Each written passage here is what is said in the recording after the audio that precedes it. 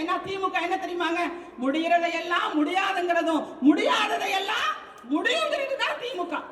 NEET விலக்கு முதல் கையெழுத்து நடந்துச்சா? என்ன சொன்னாங்க? ஆட்சிக்கு வந்த உடனே நீட் பத்தி பேசினாங்களே, இது முடியாதுன்னு தெரிஞ்சு முடியும்னு சொல்றீங்க. ஆனா சாதிவாரி கணக்கெடுப்பு எடுக்க முடியும்னு தெரிஞ்சும் எடுக்க முடியாது, அது மத்திய அரசால தான் முடியும்னு சொல்றீங்க. இஸ்லாமிய இளைஞர்களோட மேம்பாடு பற்றி உங்களுக்கு கவலை இல்லையா? இஸ்லாமிய இளைஞர்கள் அவர்களுடைய கல்வியிலையும் பொருளாதாரத்திலையும் உயர்ந்து வர வேண்டும் என்கிற எண்ணம் உங்களுக்கு இல்லையா? இடஒதுக்கீடு என்பது திமுக ஆட்சியில குடும்பத்திற்கான ஒதுக்கீடாக மட்டுமே பார்க்கப்படுகிறது. குடும்பத்தில் உள்ள எல்லாருக்கும் சமமாக பதவிகளையும் சொத்துக்களையும், அமெரிக்கால சொத்து, லண்டன்ல சொத்து, அந்த தீவுல சொத்து, இந்த தீவுல சொத்து, சொத்துக்களையும் குவிப்பதற்கு தான் நீங்க ஆட்சிக்கு வந்தீங்களா? எலெக்ஷன் வர்றப்ப மட்டுமே கண்ணே மணியேன்னு பேசுறது மாதிரி பேசி ஏதாவது பேசி வாக்குகளை வாங்கி நீங்க ஆட்சி அதிகாரத்துல உட்கார்ந்துட்டு உங்க ஒட்டுமொத்த வாக்குறுதிகளையும் மறந்துட்டீங்க. எல்லா துறையிலையுமே, அனைத்து துறைகளுமே நீங்க போய் வாக்குறுதிகள் கொடுத்தத நிச்சயமாக அடுத்த முறை நீங்க எதிர்கட்சியா தான் அமரணுங்கிறத முன்னாள் அமைச்சர்கள் உட்பட எல்லாருமே பேசிட்டு போனாங்க. நீங்க வந்து பதவி ஏற்கிறத ஆளுநர் வரலன்னா தள்ளி போட முடியுமா கேட்டாருல்ல? அதுதாங்க உண்மை. அப்பாவி மக்களுக்கு புரியும் வகையில நாங்கள் எல்லாம் எடுத்து கூற அணியாக திரள தயாராக இருக்கோம். ஆனா சிறைவாசிகளை வெளியில வர்றதுக்கு ஆளுநர் கையெழுத்து போட மாட்டாருன்னு ஒரு சால்சாப்பு சொல்ல. நீங்க இஸ்லாமியர்களை ஏமாற்றுகிறீர்கள். 25 ஆண்டுகள் சிறையில இருக்கிறதோ இந்த ஒரு வாசகம் பார்த்தேன். பரோல்ல வருவது ஜெயில இருப்பதை விட கொடுமையானது. இந்த மேடை மிக அருமையான மேடை. இந்த மேடையில நாம வைக்கக்கூடிய கோரிக்கைகள் அப்படிங்கிறது இங்க எல்லோரும் கூறியது போல இஸ்லாமியர்களுக்கு மட்டுமானது அல்ல, இது எல்லோருக்குமானது. ஒரு சமுதாயம் என்பது எல்லோரும் சேர்ந்து நாம் வாழ்வதுதான். இங்க ஒருவருத்தரோட முன்னேற்றமும் வேலை வாய்ப்பும் கல்வியும் எல்லாமுமே தேவை. இதை என்னுடைய அருமை அண்ணன் நெல்லை முபாரக் அவர்களுடைய தலைமையில எஸ்டிபிஐ இப்படி ஒரு இளைஞர் கூட்டத்தையும் ஒரு அருமையான கூட்டம், பெண்கள் கூட்டத்தையும் இப்படி ஒரு பேரணியை அமைத்ததற்கு என்னுடைய நன்றியையும் வாழ்த்துக்களையும் தெரிவிச்சுக்கிறேன். ஏன்னா இது சாதாரணம் அல்ல. அதாவது முதல்வர் வந்து வீடியோ போட்டாரு, சீண்டி பார் அப்படின்னு சொல்லி வீடியோ போட்டார். இன்று சீண்டி பார்த்தால் என்ன நடக்கும் என்பதை எஸ்டிபிஐ நிரூபித்திருக்கிறது. நானும் காலையில போன் பண்றேன் 9 மணிக்கு, அண்ணன் எந்த இடத்துல தொடங்குறோன்னு. அம்மா இது வரைக்கும் அனுமதி கொடுக்க மறுக்கிறாங்க, இங்க பேசிக்கிட்டு இருக்கோம், இந்த இடத்துல நாங்க ஆரம்பிச்சிருவோம் நினைக்கிறோம், ஒரு 5 நிமிடம் காத்திருங்க. இது மாதிரி ஒரு போராட்டமோ ஒரு ஆர்ப்பாட்டமோ ஒரு பேரணியோ நடத்துவதற்கு இங்க உங்களால அனுமதி கொடுக்க முடியலன்னா உங்களுடைய ஆட்சியை நீங்களே திரும்பி பாருங்கள். நீங்க என்ன செய்து கொண்டிருக்கிறீர்கள் உங்களுக்கு தெரிஞ்சிருக்கும். நாம என்ன ஒரு பேரணி 2 கோரிக்கைகளை முன்னிலைப்படுத்தி நாம ஒரு பேரணி நடத்துறோம். ஏன் இப்படி பயப்பட வேண்டும்? ஏன் இப்படி பயந்து அனுமதியை மறுத்தீங்க? இன்னைக்கு நிரூபித்து காண்பித்து விட்டீர்கள். காண்பித்து விட்டோம். நானும் அந்த பேரணியில் நடந்து வந்தேங்கிறது உண்மையிலேயே வரலாற்று சிறப்புமிக்க ஒரு நாளாக இந்த நாளை நான் கருதுகிறேன்.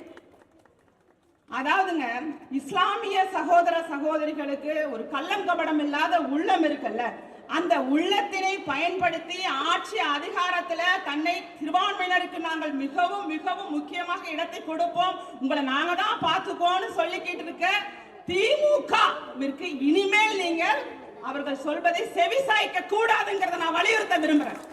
அது மேடை பேச்சு, இலக்கியம், இலக்கணத்தோடு நயத்தோட பேசி உங்களை பாசத்தால வளைக்கலாம் என்று நினைக்கிறார்கள். ஆனா அது ஒரு பாச வலை இல்ல, அது ஒரு மோச வலை. அந்த வலையில இனிமே நாம சிக்க கூடாது. 3% இடஒதுக்கீடுல எவ்வளவு இஸ்லாமியர்கள் அனுபவித்திருக்கிறார்கள் ஒரு வெள்ளை அறிக்கை கொடுங்கள். அண்ணன் அவர்களும் அதை தான் பிரதான கோரிக்கையாக இந்த இடத்துல வைக்கிறோம். எத்தனை சதவீதம், எத்தனை பேர் இங்க வேலை பார்க்கறாங்க, இதுவரைக்கும் பதில் இல்லை. ஏன் உங்களால சொல்ல முடியல? ஆய்வு பண்ணி பார்த்தா கணக்குப்படி 2% குறைவானவர்கள் தான் இந்த பொறுப்புகள், அரசு பொறுப்புகளையும் பதவிகளையும் இருப்பதற்கான வாய்ப்பு இருந்ததாக சொல்றாங்க. அதுவும் உண்மையான தெரியல. ஏன்னா 30%த்துல 3.5% பிரிச்சுட்டு திரும்ப 31% பொது பட்டியல்ல அதுல அவங்க தகுதி வாரியாக தேர்வானவர்களோட ஒரு சுழற்சி முறைன்னு வச்சு அந்த இடத்துல எல்லாம் குழப்பத்தை ஏற்படுத்தி இஸ்லாமியர்களுக்கு கிடைக்க வேண்டிய வாய்ப்பை எப்படிங்க தட்டி பறிக்க மனசு ஒரு அரசுக்கு? இதையே செய்றீங்க. இது ஒரு மறுசீராய்வு செய்து இதனை நீங்க நிச்சயமாக மறுசீராய்வு செய்து 7% மாற்ற வேண்டும். ஏன்னா இன்றைய மக்கள் தொகை கணக்கெடுப்பு அதுபடிதானே நடந்துக்கணும். உங்களால மக்கள் தொகை கணக்கெடுப்பு எடுக்க முடியாது. முடியாது. ஏன்னா திமுக என்ன தெரியுமாங்க, முடிகிறதையெல்லாம் முடியாதுங்கிறதும் முடியாததையெல்லாம் முடியுங்கிறது தான் திமுக. நீட் விலக்கு முதல் கையெழுத்து நடந்துச்சா? என்ன சொன்னாங்க? ஆட்சிக்கு வந்த உடனே நீட் பத்தி பேசினாங்களே, இது முடியாதுன்னு தெரிஞ்சு முடியும்னு சொல்றீங்க. ஆனா சாதிவாரி கணக்கெடுப்பு எடுக்க முடியும்னு தெரிஞ்சு எடுக்க முடியாது, அது மத்திய அரசால தான் முடியும்னு சொல்றீங்க.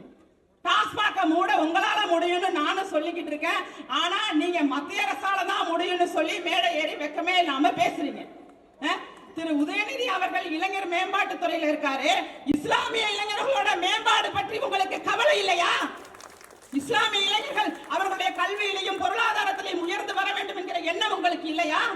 இடஒதுக்கீடு என்பது திமுக ஆட்சியில குடும்பத்திற்கான ஒதுக்கீடாக மட்டுமே பார்க்கப்படுகிறது. குடும்பத்தில் உள்ள எல்லாருக்கும் சமமாக பதவிகளையும் சொத்துக்களையும், அமெரிக்கால சொத்து, லண்டன்ல சொத்து, அந்த தீவுல சொத்து, இந்த தீவுல சொத்து, சொத்துக்களையும் குவிப்பதற்கு தான் நீங்க ஆட்சிக்கு வந்தீங்களா?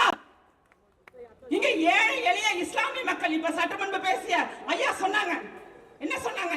மனம் அல்லவது அளவிற்கு தள்ளப்பட்டிருக்கிறார்கள். பொருளாதாரத்தில் நலிந்த நிலையில இஸ்லாமியர்கள் இருக்கிறார்கள். உங்கள் கண்ணுக்கு அது தெரியலையா?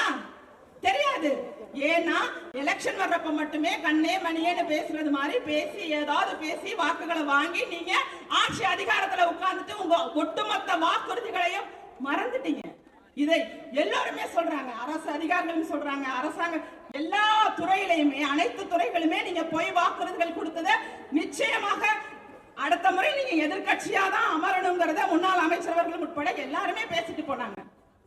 உண்மையாகவே நான் இந்த மேடையில் மிகவும் பாராட்டணும் அப்படின்னு நினைச்சா அண்ணன் வேல்முருகன் அவர்களை கண்டிப்பாக நான் பாராட்டியே ஆக வேண்டும். தன்னலம் கருதாமல் எந்த கட்சி எந்த கூட்டணி அதெல்லாம் கிடையாது. இஸ்லாமியர்களுக்கான கோரிக்கை, அதுவும் எஸ்டிபிஐ நடத்துறாங்க. நான் பல ஆண்டுகளாக துணையாக இருக்கிறேன், என்ன நடந்தாலும் அவர்களுடன் நிற்பேன் என்று சொன்னார். உண்மையாகவே எனக்கு மகிழ்ச்சியா இருந்ததுங்க. இந்த மேடையில் ஐயா தோழர் தியாகு ஐயா பேசும்போது கூட உண்மையான கருத்துக்கள். ரொம்பவே அரசால நீங்க பதவி ஏற்கிறத ஆளுநர் வரலன்னா தள்ளி போட முடியுமா கேட்டாருல்ல, அதுதாங்க உண்மை. அப்பாவி மக்களுக்கு புரியும் வகையில நாங்கள் எல்லாம் எடுத்து கூற அணியாக திரள தயாராக இருக்கோம். ஆனா சிறைவாசிகளை வெளியில வர்றதுக்கு ஆளுநர் கையெழுத்து போட மாட்டாருன்னு ஒரு சால்சாப்பு சொல்றீங்க. அதுக்கு பேர் என்ன? சால்சாப்பு.